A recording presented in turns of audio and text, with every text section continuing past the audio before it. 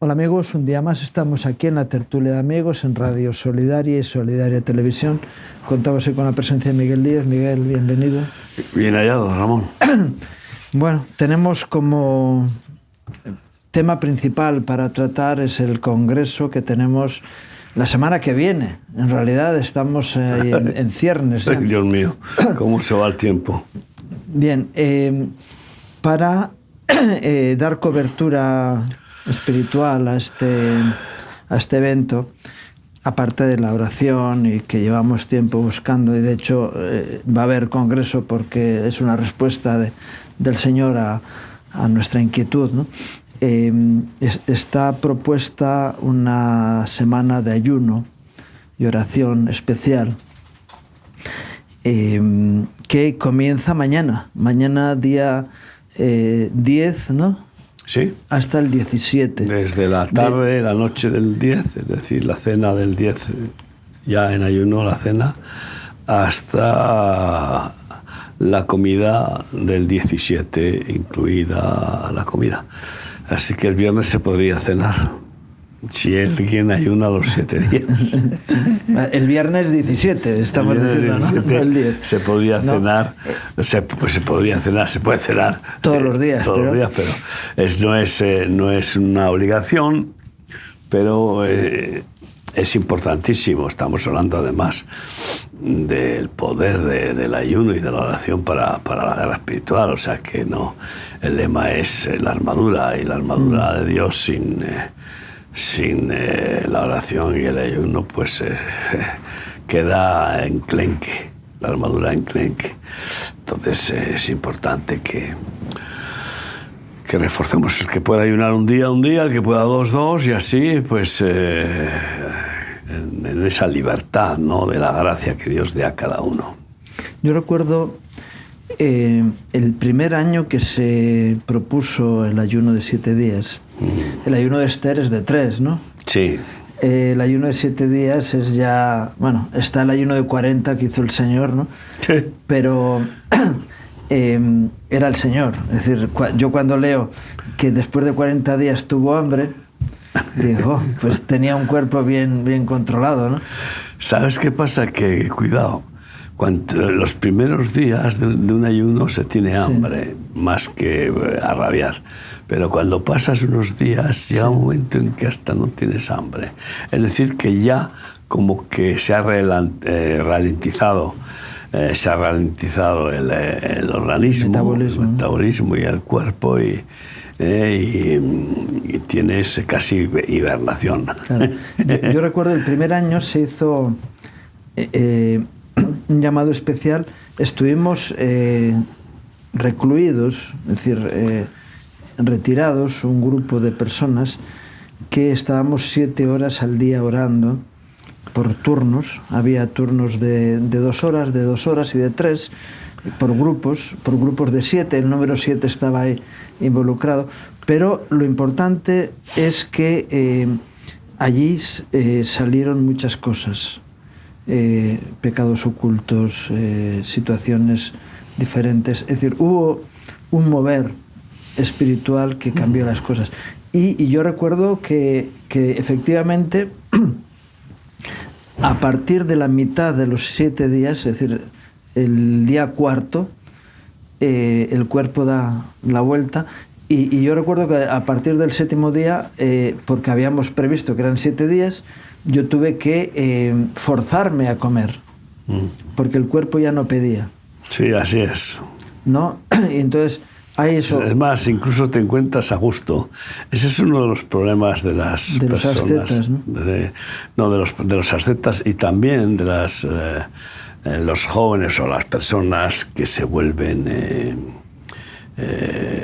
maniáticas de la comida, es decir, que se sienten más despiertas intelectualmente. Claro. Porque no hay toxinas, no hay... Y el hambre la sangre va más al cerebro porque no va al estómago. Entonces, y esto que se llama anorexia, ¿no? O sea, muchas personas... Bulimia, o bulimia. Entonces, muchas personas, pues podrían acabar siendo anoréxicas al practicar el ayuno muy, muy frecuentemente, ¿no? Que no es el caso de los apóstoles, porque Pablo pues tenía ayunos, bueno, cada poco, y los apóstoles y los ascetas, pues el mismo Gandhi tuvo un ayuno que casi muere en el ayuno.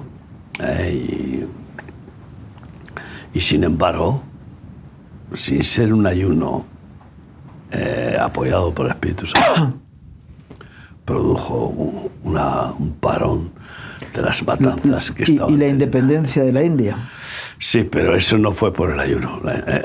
No, el ayuno ya había logrado la independencia. No, él ya había logrado. Él había hecho ayunos anteriores, pero el último, que casi le cuesta la vida, era porque resulta que, consiguiendo la independencia, empezaron a matarse entre los hindúes y los musulmanes, ¿no? Una cosa terrible que amenazaba una guerra civil, porque no querían de ninguna manera los musulmanes pertenecer a un país gobernado por los hindúes, que eran la mayoría. Y entonces hay una perversión terrible y hay un bloqueo para dividir el país entre musulmanes e hindúes, y así nació Pakistán, ¿no? Pero esa confrontación de guerra civil y de matanzas, pues de alguna manera la venció con ayuno. Y luego, después de vencer y buscar la concordia y que no se partiera el país, pues resulta que un hindú lo mató de unos tiros, curiosamente, un hindú. Porque, claro, veía que pensaba que se había islamizado, ¿no? O sea, pero tú sabes que hasta las brujas y los espiritistas ayunan, ¿no? O sea, ¿y qué hizo la mujer del rey Acab, perverso, malvado, Jezabel, para librar la situación de quitarle la viña a Nabot? Proclamó ayuno. Y después buscó testigos falsos, pero proclamó ayuno. Esto es alucinante, ¿no? Porque Satanás conoce lo que es el poder conoce, si es que era el ángel predilecto, sí, que no conocerá. No conoce a Dios en su dimensión, por supuesto, pero conoce todas las fuerzas espirituales, bueno, muchas de las fuerzas espirituales de Dios y de los siervos de Dios. Y ahí... Claro que conocía al profeta Daniel, que dice que ayunó 21 días y cuando por fin el arcángel le visita, pues le da revelación de la importancia que ha tenido su ayuno, porque le ha ayudado en su guerra contra los principados, los poderes satánicos de Grecia, y necesitaba después continuar esa guerra contra los poderes diabólicos de Persia, ¿no? Entonces el ayuno es vital, y además es que, y hablamos poco del ayuno, porque realmente cuesta mucho ayunar, vamos a ser sinceros, ayunamos poco. Y es que el ayuno es quebrantar al cuerpo, y el cuerpo es muy exigente, y encima se justifica, porque si el cuerpo tiene actividad, pues necesita gasolina, pero claro, el mejor ayuno, pues no cabe duda que es apartarse de toda actividad física. Es como celebrar un Shabbat largo. Sí, eso nos permitió en aquella ocasión estar 7 días, porque estábamos apartados, aunque hubo alguna actividad mientras estábamos allá. Sí, porque además es difícil que un siervo de Dios se aparte al punto de no querer saber nada y se incomunique, porque viene la emergencia de un hermano, de alguien, de un incidente, porque cada día trae su propio mal, y entonces un buen pastor no puede decir no quiero saber nada, que estoy de ayuno. Venga ya. Hay los que se justifican en no dar respuesta. Bajan la persiana y dices cerrado por el ayuno. No, y cerrado por vacaciones en agosto. O sea, cantidad de ministerios. O sea, esto es una vergüenza, pero el ayuno pues quebranta el cuerpo, y es bueno porque quebrantar el cuerpo, porque el cuerpo se hace de dueño, y los 5 sentidos bien regados con sangre, con oxígeno y con proteínas, y en cuanto a lo que corresponde al cuerpo que usan los sentidos, ¿no? Es decir, los ojos, los oídos, las manos, el olfato, el gusto, etcétera, pues se potencian lógicamente con la alimentación fuerte. Y por eso hay una advertencia, dice, porque engordaste Jesurún, diste coces. Es decir, que el darle abundante gasolina, como tú dices, al cuerpo, más de lo que es justo, pues puede sorprender con un reventón de alguno de los sentidos, en cuanto a que y sobre todo pues del carácter, ¿no? Y hacerse más bestial, más brutal, más humano y menos divino, que es revertir el proceso de perfeccionamiento que Dios quiere con nosotros, ¿no? Pues el ayuno es bueno, y bueno, a mí me gusta ayunar pues por las noches, es decir, no cenar, y eso es una especie de medio ayuno, pero que es muy bueno porque duermes mejor que con el estómago lleno, y encima pues no te atiborras, porque por la noche pues, estás más tranquilo, ya se acabaron todos los quehaceres, todos los asuntos, y entonces te relajas y comes y bebes y comes y comes y al final pues engordas mucho más, porque encima no quemas, ¿no? Que como el comer. Sí, lo que has comido, vas a la cama y se acumula, ¿no? Se acumula, y entonces ya sabes de comidas y buenas cenas están las sepulturas llenas, ¿no?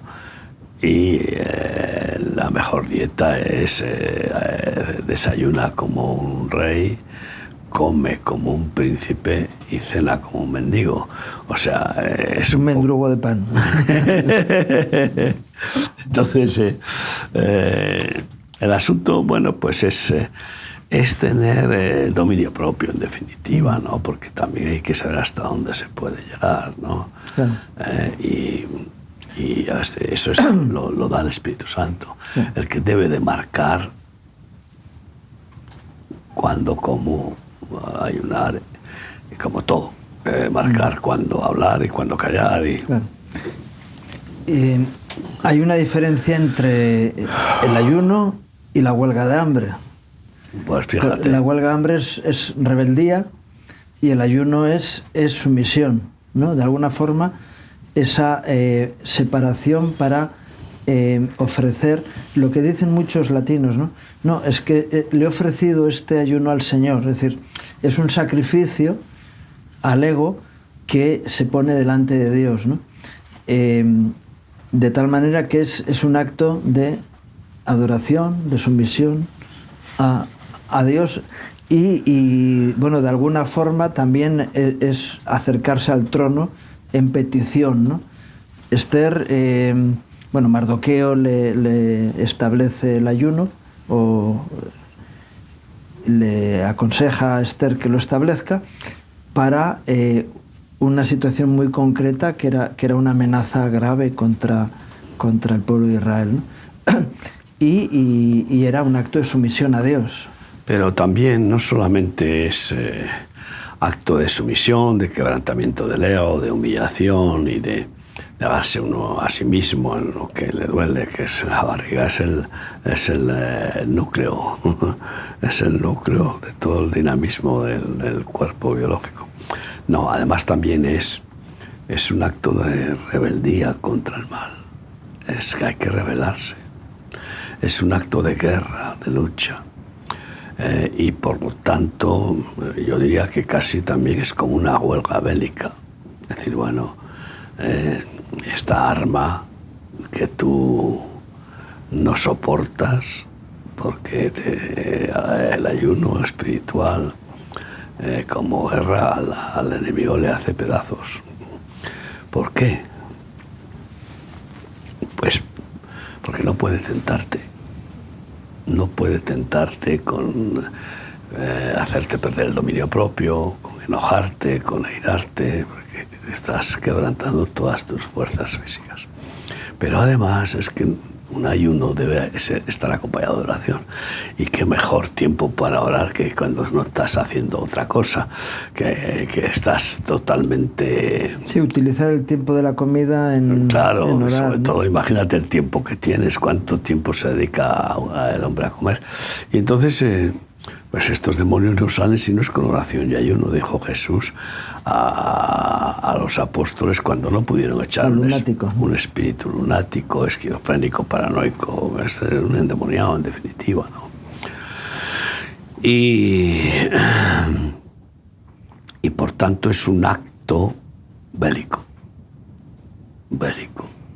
con una especie de contrasentido, porque bueno, es como Sí, pero tú te debilitas ¿qué razonamiento espíritu... ¿qué razonamiento tiene perder las fuerzas físicas cuando tienes que pelear? Pues claro, es que una cosa es la guerra física, la guerra de las fuerzas físicas o de las armas naturales, y otra cosa es la guerra espiritual. En el momento en que uno ayuna, ora y ayuna, pues está, lo que tú dices, practicando una sumisión a la voluntad de Dios y está sometiéndose a que el Espíritu Santo haga la obra, ¿no? Y además en esa oración está invocando el poder absoluto, vencedor de Cristo a la diestra del Padre. Y entonces el dedo de Dios, el Espíritu Santo, pues actúa, ¿no? Y porque conmueve a Dios. Uh-huh. Conmueve a Dios esa renuncia. Y porque es fuerte la renuncia de la comida, madre mía.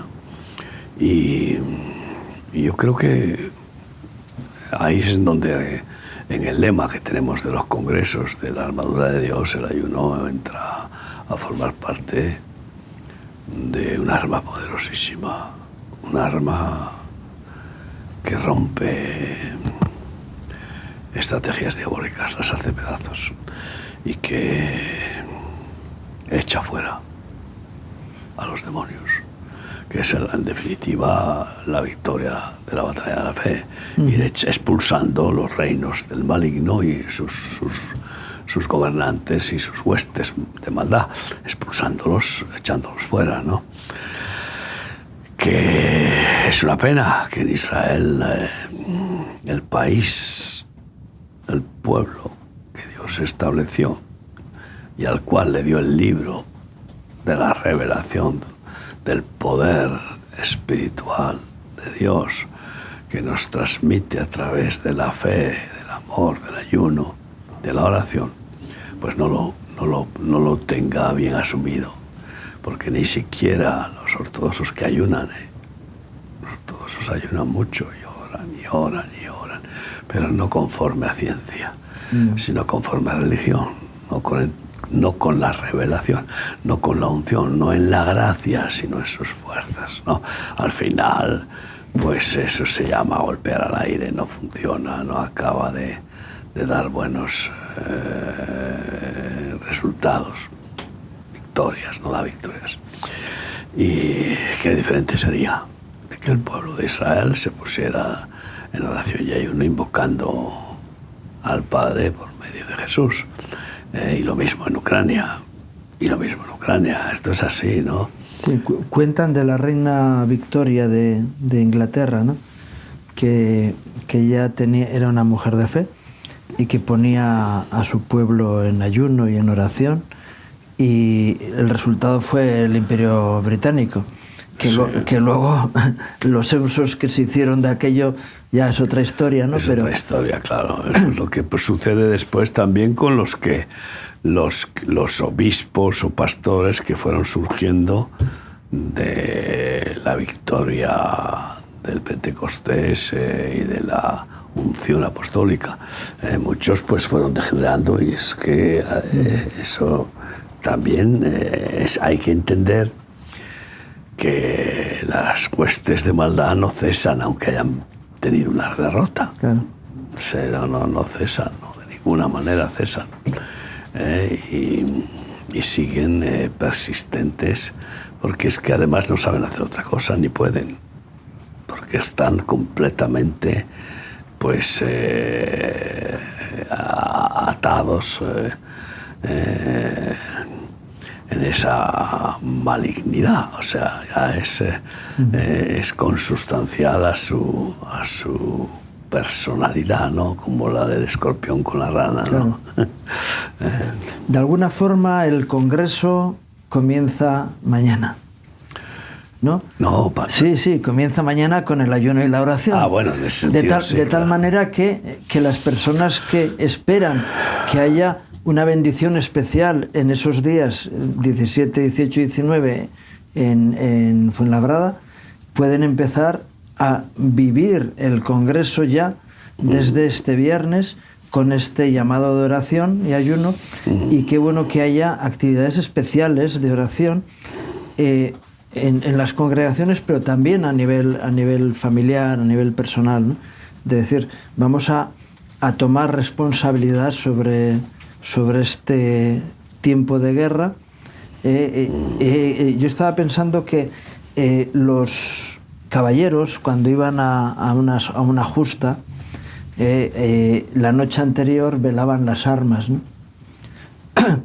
Y de alguna forma este es uno de los propósitos del ayuno, es velar y preparar el terreno para la justa, para el momento de la batalla, que luego va a ser después también, ¿eh? La idea es que este congreso no sea un fin, sino un medio o un punto de inflexión para entrar en una guerra ya continuada, porque estamos viendo estos días que hay personas que están saliendo a la calle cada vez más, ¿no?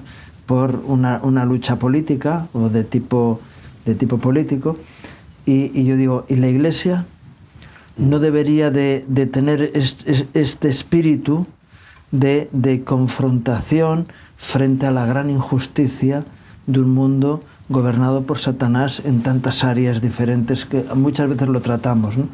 La educación, la sanidad, lo que es la guerra militar y tantas cosas, y la Iglesia se queda ahí atrás, ¿no? Y si Dios nos da armas, y las armas las tenemos bien puliditas en el armario, en el armero, y están ahí para exposición, no nos dio Dios las armas para eso, para que seamos Claro, es el museo, ¿no? El tema de siempre, sacar la sal del salero y sacar los soldados a donde hay guerra, es decir, al mundo, ¿no? Porque a desfilar... El ir por todo el mundo es el mensaje de Jesús de la Gran Comisión, ¿no? A librar esa batalla con la espada del Evangelio, es decir, predicad el Evangelio a toda criatura, pues es estar usando la espada por la boca de la palabra de Dios. Y y avanzar y establecer el reino y su justicia, ¿no? Y entonces, y lo mismo, pues es hacer discípulos, es desatar personas y atar a los demonios que los tenían atados. Hacer discípulos a todas las naciones es de alguna manera también desatar a las personas del ego, que experimenten la circuncisión del corazón y queden libres del amor al dinero y al mundo para servir a Dios, ¿no? Entonces esto es una guerra en todos los sentidos. El discipulado, según el estilo griego, es la academia. Es verdad que hay militares que se preparan en la academia, pero yo he estado trabajando en una escuela de ingenieros y cuando un ingeniero sale de la universidad de la academia no tiene ni idea.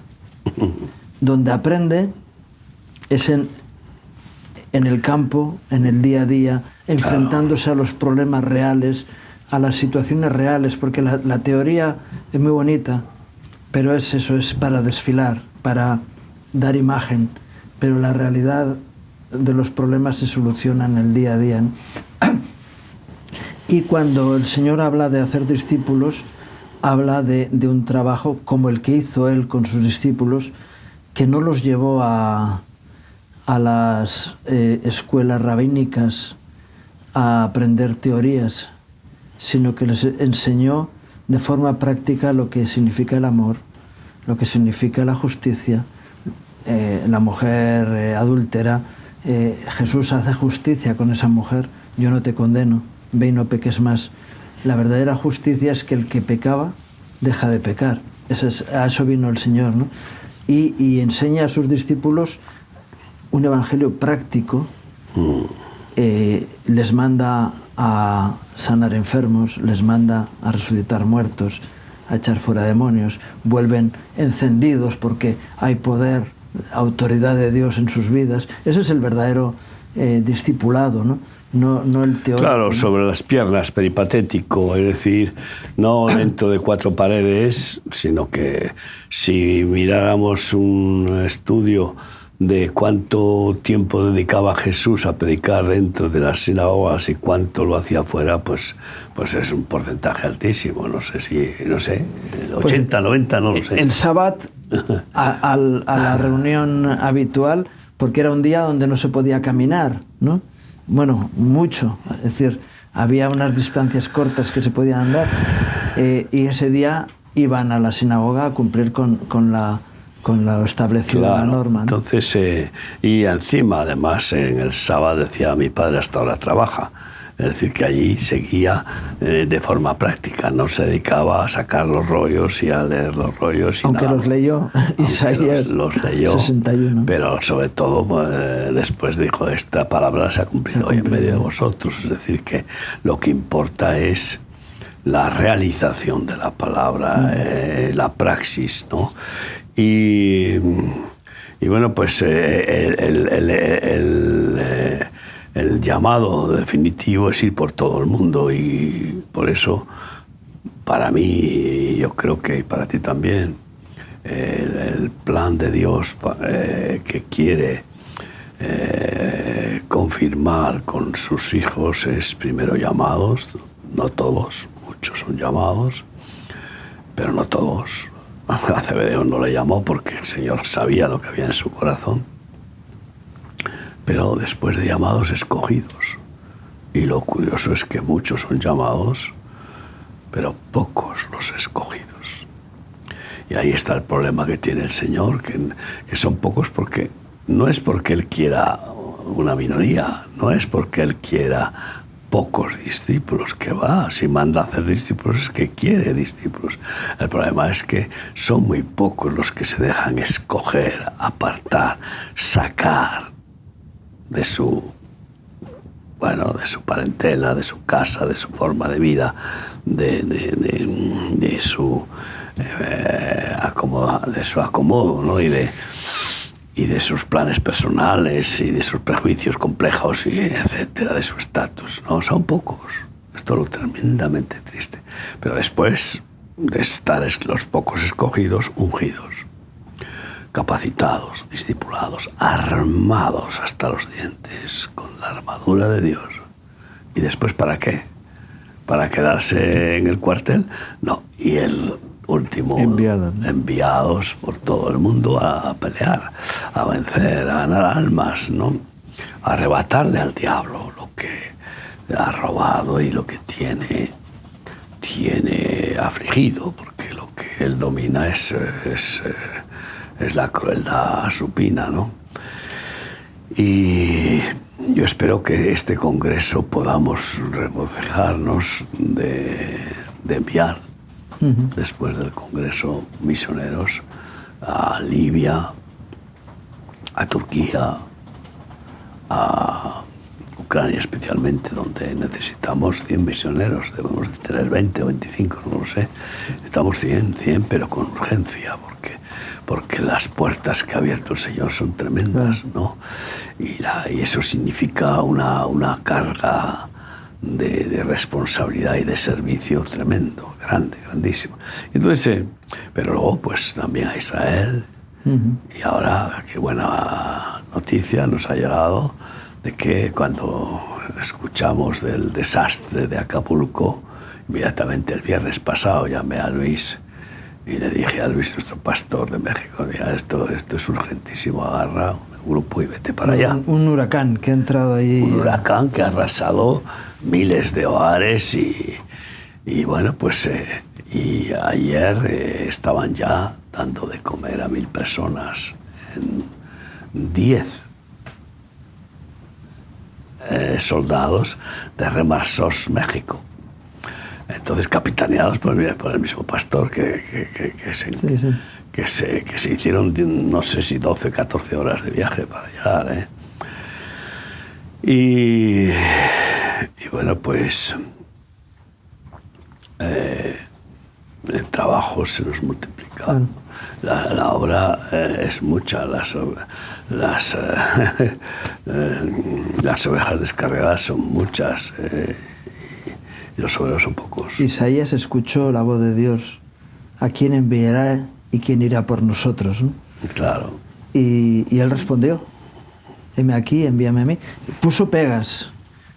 Pero si yo soy un hombre con labios... No, pero eso fue cuando le llamó. Eso fue anterior. Ahí ya cuando ya estaba ungido. Cuando ya estaba ungido, porque le ungió los labios, puesto que efectivamente era hombre de labios inmundos como todo ser humano, porque la Biblia dice que todo hombre es mentiroso. Pero, y todos hemos mentido, vamos, a lo largo de nuestra vida, unos más, otros menos, pero... Y entonces, pues le purificó los labios y entonces dijo, ya no lo eres. Porque cuando Dios perdona, se acabó, pues queda borrado totalmente el delito. Y no cuando amnistía, no perdonan los políticos. Ahí no queda borrado nada, por mucho que en los anales judiciales abusivos, pues borren, ¿no? Pero pues Dios no borra de esa manera. El asunto es que Isaías después, ya lleno del Espíritu, nada más que oye a Dios, preocupado, porque Dios solo tiene una preocupación. Y el Omnipotente, yo siempre digo, tiene un problema, que no tiene obreros, y que tiene muchos que se dicen hijos suyos, pero que no quieren trabajar para Él. Y Él no quiere violentarlos y forzarlos, en absoluto. Es más, Él aborrece a los religiosos que están practicando oraciones y ayunos y diezmos y ofrendas por obligación. No acepta nada por obligación. Él ha dado todo por devoción, por amor, y quiere devoción, quiere que personas se enamoren de Él como Él nos ama. Y entonces es un sufrimiento, eso es un sufrimiento. Casi llora Jesús al entrar en Jerusalén y ver a las multitudes. Venía a celebrar la gran fiesta de Dios, divina, con fidelidad religiosa. Y ahí estaba Dios hecho hombre y no le vieron. Es que esto es terrible. O sea, estaban tan ciegos por la obsesión del orgullo religioso, de querer cumplir con la dignidad de la hoja de la higuera que tapa las vergüenzas. Y no vieron al Mesías, que estaba entre ellos. Y por eso dijo, veo las multitudes como ovejas descarriadas sin pastor. No tenían pastores que los guiaran en el camino correcto, que es la voluntad de Cristo. No tenían. Estaban los saduceos ahí con su historia política. Los saduceos enfrentados con los fariseos, todos a ver quién dominaban, los fariseos siendo unos hipócritas, sepulcros blanqueados terribles, y en definitiva, pues que pocos fueron los que vieron a Jesús. Menos mal que hubo algunos, porque gracias a eso nosotros hemos visto a Jesús por los ojos de la fe. Y entonces, pues casi llora Jesús. Y para mí es la gran tragedia. Y encima es como la oscuridad que consigue Satanás de estorbar a aquellos que dicen que quieren amar a Dios, que han aceptado a Jesús, que se han bautizado en las aguas, e incluso muchos que han recibido el bautismo del Espíritu Santo. E incluso muchos que se han convertido en ministros y en predicadores y sin embargo siguen negándose a ser discípulos de Cristo, que implica mucho más que todas esas decisiones religiosas. Y es privarse de la gloria bendita que es servir a Dios y la honra de Dios. El que me sirve donde yo estoy, él estará y mi Padre le honrará. Eso es el ser, pero claro, no es que hay que hacerlo por esa gloria, eso es el resultado, ¿no? Y resulta pues que, sin embargo, viven en la desgracia de una dicotomía, de una hipocresía, porque dicen Señor, Señor, pero su corazón no está con Jesús, y no todo el que me dice Señor, Señor entrará en el reino de los cielos, ¿no?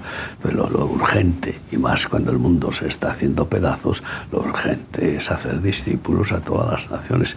¿De qué va a hacer querer el Señor creyentes? No quiere creyentes, y resulta que de los miles de millones de supuestos seguidores de Jesús, la inmensa mayoría son creyentes, y son menos creyentes que los demonios, como dice la epístola de Santiago, porque tú sabes que dice que los demonios son creyentes y tiemblan, sí. Y la mayor parte de los cristianitos que son creyentes no tienen temor y temblor, siguen viviendo acomodados pensando que qué bien que vivo porque Dios me bendice y me bendice.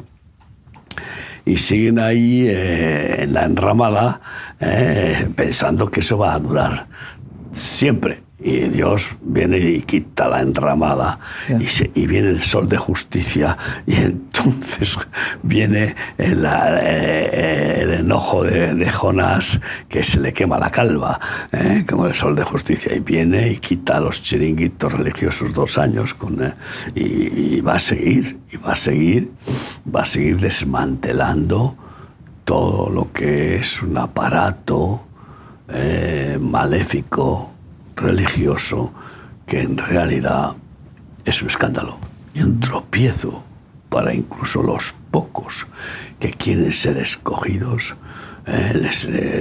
Intentan impedírselo para que no salgan del sistema, porque en el sistema diezman, ofrendan y hacen bulto, y así el bulto produce ese sí, la exaltación del ego del ministro. Ese éxito del número, ¿no? De la iglesia, qué grande iglesia, la más grande, no sé qué, en fin, todo esto es muy triste, pero hay que asumirlo y bueno, y pensar que con esos pocos, sí. Resulta que con esos pocos desbarata ejércitos el Señor. Estaba pensando que alguno a lo mejor estaba desde esa actitud hipócrita, dice, bueno, yo voy a ir a ver lo que ocurre allí, porque es interesante, ¿no? Hay gente que dice, oye, es muy interesante ver cómo Dios obra en medio vuestro. Dice, no, lo que es interesante es como Dios obra a través tuyo. Y para eso hay que dejar el canal limpio para que Dios utilice ese canal. Y qué bueno que alguien vaya a este congreso diciendo: Señor, ármame, sabiendo que al que más se le dio, más se le va a pedir. De tal manera que si tú recibes una unción especial en este congreso, es para que salgas de tu lugar de confort a lo que Dios te marca, ¿no? Porque todavía no se ha predicado el Evangelio de verdad, de forma eficiente en todo el mundo, y es una vergüenza que al final el Señor tenga que mandar a sus ángeles a terminar el trabajo que la Iglesia no va a hacer. Claro, las 3 predicaciones del final de los tiempos, según Apocalipsis, las dan los ángeles. ¿Por qué? Porque no hay suficientes predicadores y entonces para cerrar la puerta del último Yom Kippur, la última oportunidad, antes ha de ser predicado el Evangelio a todo el mundo, como conforme a la profecía dada por Dios, y por eso pues bueno, hasta las piedras hablarían. Dios podría hacer hablar a las piedras, a los animales, como hizo hablar a la burra de Balaam. El caso es que no va el Señor a renunciar a su plan, aunque tenga pocos obreros. Y por otra parte, Dios está despertando conciencias, porque está quebrantando el mundo a tales niveles que todavía ya nos ponen los pelos de punta. A mí no, pero porque sabíamos todo esto, pero a la mayoría de las personas... Respeto te da el ver el problema cerca. Ya. No es lo mismo escuchar una bomba por televisión que salte al lado tuyo. Claro, pero sin embargo, pues en la vida espiritual del Kairos, tú ya lo vives, como si estuviera sucediendo. Es más, y el profeta, cuando tiene una visión, es tan real que es como si la estuviera padeciendo en ese momento. Y así le pasó a Jeremías, que lloraba tremendamente de ver, y así le pasó a Elías, cuando tuvo que confirmar como jefe, como general a un criminal, y se le abrieron los ojos y vio que rajaba a las mujeres en cinta, que mataba, que era una crueldad increíble, y se puso a llorar. Y el otro, pues que no sabía de qué venían los tiros, ¿qué tengo yo para que le haga a usted llorar, ¿no? En fin, lo que está claro es que Dios, con este quebrantamiento mundial, que va a crecer, es triste, pero va a crecer en una forma pero continuada, más terremotos, más inundaciones, más sequías, más pestes, más guerras, que es lo que ya quebranta de una forma increíble son las guerras, porque en las guerras no gana nadie. En las guerras solo hay crueldad. El enfrentamiento de odios y de rencores, como que te imaginas 2 ejércitos en guerra y los 2 están dirigidos por demonios, estos y los otros, y los demonios les inducen a que se maten, porque al final Satanás solo quiere robar, matar y destruir, ¿no? Y a que sean crueles, porque además en esa guerra cruel se condenan. Ya no, o sea, no tienen salvación, porque no tienen ningún discernimiento de su crueldad, de su maldad, ¿no? Y no se pueden arrepentir. Pero en todo esto, pues multitudes van hasta a quebrantarse, caer de rodillas y decir: todo vanidad, vanidad de vanidades, merecemos esto y mucho más. Hemos menospreciado a Dios, no le hemos hecho caso, no le hemos servido, hemos jugado a la religión los domingos, hemos dado propinas al Señor con los diezmos y las ofrendas, cuando Él nos ha llamado y llamado y llamado para que le sigamos y nos dejemos usar como pescadores de almas, ¿no? Y la convicción de pecado llevará al arrepentimiento a multitudes, que ya lo está empezando a producir. Y esas multitudes arrepentidas experimentan la circuncisión de su ego, de su prepucio, del corazón, y son liberadas para decir: Señor, heme aquí. Yo estoy pensando también en los obreros de remar que están en tibieza, que hay algunos están encendidos, otros están tibios. Claro. Que puede ser una oportunidad de reafirmación, como dicen en la Iglesia Católica, la confirmación, ¿no? La confirmación es la llenura del Espíritu, teóricamente, pero qué bueno que sea así, ¿no? ¿Qué ocurre al que está en tibieza? Que tarde o temprano va a ser vomitado. Claro, imagínate tú lo que es escupido. Es que es como ser arrojado a la cloaca, porque ahí es donde van los esputos, ahí es donde van todos los orines y lo que sale del cuerpo. Entonces, y ahí en medio de esa cloaca, en esa situación, pues algunos reflexionarán y dirán: Dios mío, estaba con el Señor, en comunión con Él, y no fui agradecido, y no fui responsable, y no fui digno, y no le honré, pero estaba bien, y ahora aquí estoy en la como cloaca. el hijo pródigo, ¿no? No, peor que el hijo pródigo, porque el hijo pródigo no tomó esa decisión por estar tibio, sino por estar frío ya. Si no, no habría tomado esa decisión. Pero es que el tibio es una carácter, la tibieza, que ni para adelante ni para atrás, y que produce tropiezo total. Y justificación, ¿no? Y hace que contamina. El hijo pródigo se va y no contamina a los que siguen en la casa. El tibio se queda en la casa. El hijo pródigo se va y se va con los que no están en la casa, con los que están lejos de Dios, y se va a vivir en la forma mundana. Pero el tibio se queda en la casa y está contaminando con ese con esa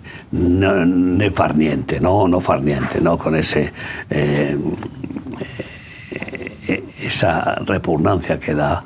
Pues es como tomar agua tibia, vamos, o tomas agua caliente con una infusión o agua fresca para la sed, pero es que produce vómitos, claro. Y entonces, pues es como tener una neblina. Sí, es una remora, ¿no? Es una sobrecarga. Es una sobrecarga, es tener un pasivo, pues eso, es un vago y maleante, es alguien que bueno, pues que tiene una bulia y una indiferencia y una que realmente daña, perjudica grandemente y es tropiezo. Y hay tantos que, bueno, Dios va a tener que darles bien fuerte. Pero qué bueno que sea un tiempo de despertar y decir: deja tu tibieza a un lado, porque si estás dispuesto, a lo mejor Dios te manda a esos lugares que has dicho, ¿no? Libia, Acapulco, a la gente que iría a Acapulco a tomar el sol, a dar de comer a las personas que están allí en una situación de dificultad, ¿no? Nuestra gente no va a tener tiempo de tomar el sol. Si acaso, tomará el sol de justicia, pero bueno, no es lo si otro. acaso, pues agotados después de trabajar, igual se dan un baño en el mar para refrescarse o lo que sea, incluso porque a lo mejor no andan bien de duchas suficientes, sí, ¿no? Pero en cualquier caso no van a tener tiempo de tomar el sol, ni les apetecerá, porque es un vicio santo. Sí, viendo la necesidad, ¿no? Viendo la necesidad y ver que pasas platos y platos de comida. Madre mía. Otro frente que está ahí también. Ayer estuvimos hablando con gente que está involucrada en la obra en Haití, ¿no? Sí. y dices, es que es otro sitio donde tiene que ir alguien. Sí. O tienen que ir más de los que están, ¿no? Hay un grupo de remar, pero tiene que ir alguien, ¿no? Es que aquello es la isla del vudú, la religión oficial, y es la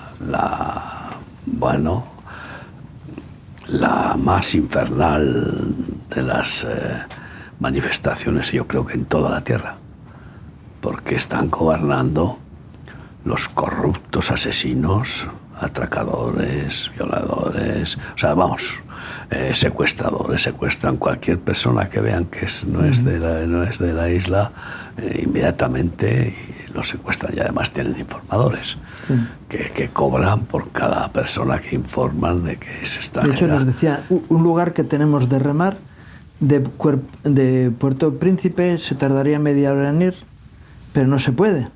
Entonces tienen que hacer un rodeo de 14 horas para poder llegar al lugar, en lugar de ir por el camino real, porque no se puede. Porque está completamente tomadas todas los accesos por estos terroristas con metralleta, bombas de mano y yo qué sé qué. Ya al que tenía pensado ir... Y cuchillos, y entonces... Pero en la gracia de Dios se puede vencer todo eso. Claro, ¿no? Y de hecho... no, se vuela, los aviones llegan y todo esto, pero...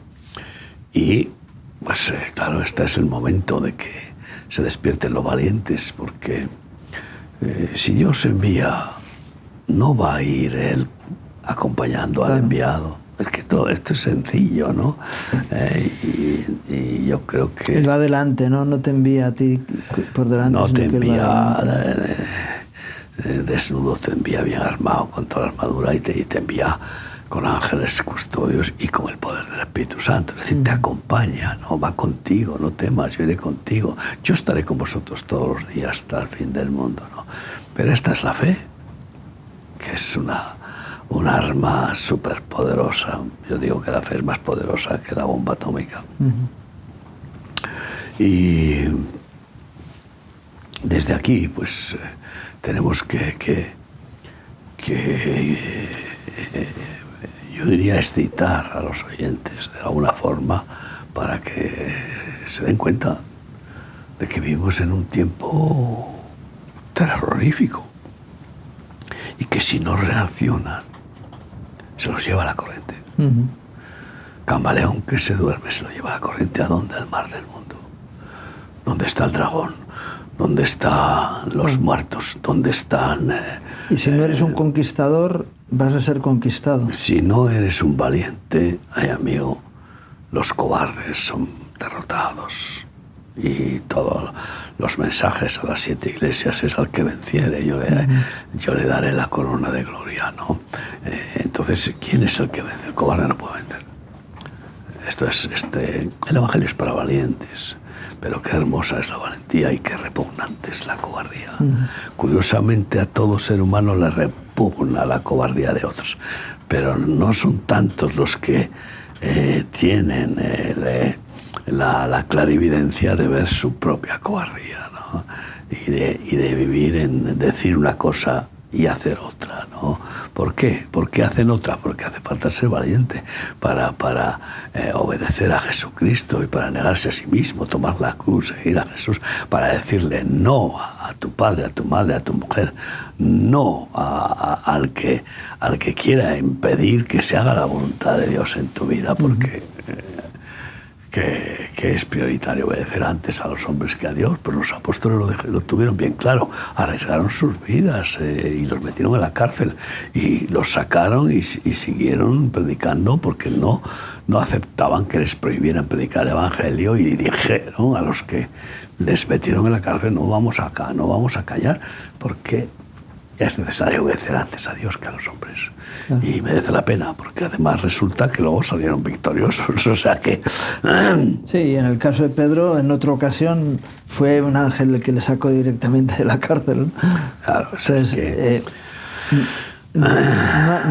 no hay un lugar de temor. De todos modos, recordemos, estamos hablando alrededor de este congreso que va a ser el fin de semana, no este, sino el siguiente, 17, 18 y 19, de noviembre. Empezamos el viernes 18 a las 6 de la tarde, 18 horas empezará el congreso, aunque ya lo empezamos este viernes con la oración y el ayuno, con esa preparación, en el pabellón Fernando Martín en Fuenlabrada, y vamos a estar allí viernes, sábado y domingo.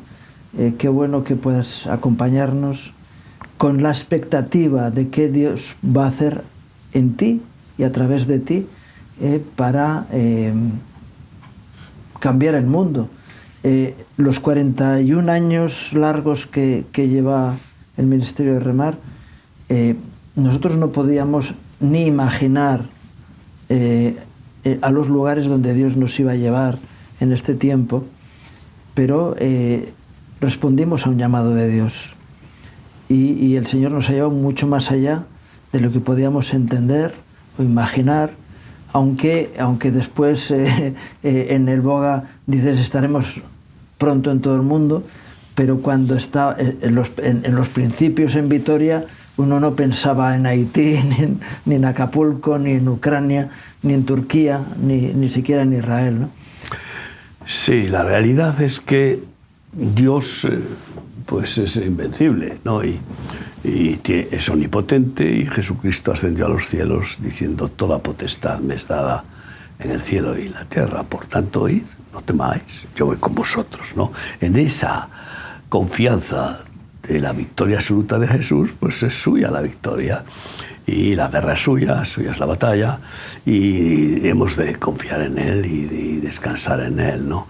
Y por eso yo les garantizo que en estos congresos, como hay valientes, porque estamos ahí queriendo ser valientes, y además yo diría que compulsivamente valientes, porque clamamos a Dios que no nos permita ni la más mínima cobardía, que nos pode lo que haga falta, pero que nos impulse, nos exhorte, nos dé con la vara y diga: arre burrito, pero no te pares, como yo vivo así. Y muchos valientes, pues los valientes dicen que arrebatan el reino y lo establecen los violentos. Y si usted quiere ver una manifestación del reino de Dios en la tierra, hay otras, pero una poderosa y hermosa manifestación del reino de Dios en la tierra y de su justicia distributiva, equitativa, venga y conozca lo que está haciendo Dios con Remar. Y en estos congresos, además, hay manifestaciones de sanidades, milagros, bautismos del Espíritu Santo, revelaciones profundas y una comunión, vamos, una manifestación de la presencia de Dios, de la Shekinah, con la alabanza, bueno, pues se estrechan lazos tremendos de amistad, de hermandad, y es un subidón. Es nuestra fiesta nacional, y en esos días se crece más que en muchos domingos de culto. Es decir, sin menospreciar nada, pero es como el Pentecostés. Vamos a ver, ¿qué sucedió en el aposento alto? Sucedió algo tan glorioso que no había sucedido en ninguna sinagoga, sino que era en el lugar donde se reunían a comer, ¿no? y a orar. Y pues es así. Incluso en esta fiesta pues se sobrepasa toda la bendición que recibimos en todos nuestros locales de culto de toda España y de todo el mundo a lo largo del año. Se sobrepasa. O sea, es como se condensa de una forma palpable, masticable, la unción y la presencia de Dios y la bendición, la gracia, la revelación, el poder de Dios. Y es muy contagioso, maravillosamente contagioso. Y muchos también son tocados y resulta que reciben a Cristo. Que incluso algunos que se creían que eran convertidos, que no lo eran, pues en esta experiencia pues resulta que el Señor les circuncida el corazón y de repente dicen, ahora sí que soy libre, porque en realidad estaba pues en tibieza o estaba en una rutina, en una costumbre religiosa, ¿no? Es maravilloso ver la obra de Dios cómo explota en estas situaciones, en estos eventos, ¿no? Te invitamos, es una entrada gratuita, trae a tus familiares, como decía Jesús a los enviados de Juan Bautista, decirle lo que está pasando y lo que estáis viendo, que los enfermos son sanados, los esclavos son liberados, y los ciegos ven y los sordos oyen.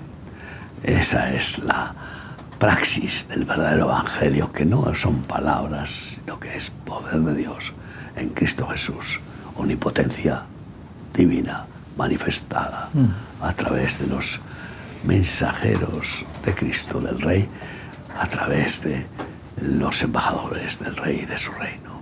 Te invitamos, esfuérzate en venir y en buscar personas a las que puedas bendecir. Podrías ser instrumento de bendecir a algunas personas para toda su vida, porque puede ser su gran día, día de salvación, día de liberación, día de milagro. Pues sí. Vamos a orar. Eso es, vamos a orar. Sí. Ay, Dios, bendito, amado. Dios soberano, autoridad suprema, que nadie te quita ni te puede quitar tu lugar. Señor, nos acercamos a ti para pedirte, sí, Jesús, expresamente, Señor, que te muevas en medio nuestro. Señor, que renueves nuestro ministerio, nuestra realidad personal, Señor, y a través nuestro, Señor, podamos ser de edificación, primero a tu cuerpo, Señor, y luego al mundo que nos rodea. Señor, es grande la responsabilidad que tú has puesto en medio nuestro, en tantos lugares, Señor, en tantas situaciones tan difíciles. Necesitamos de tu unción y de tu presencia, pero también, Señor, necesitamos que otros puedan recibir de tu gracia.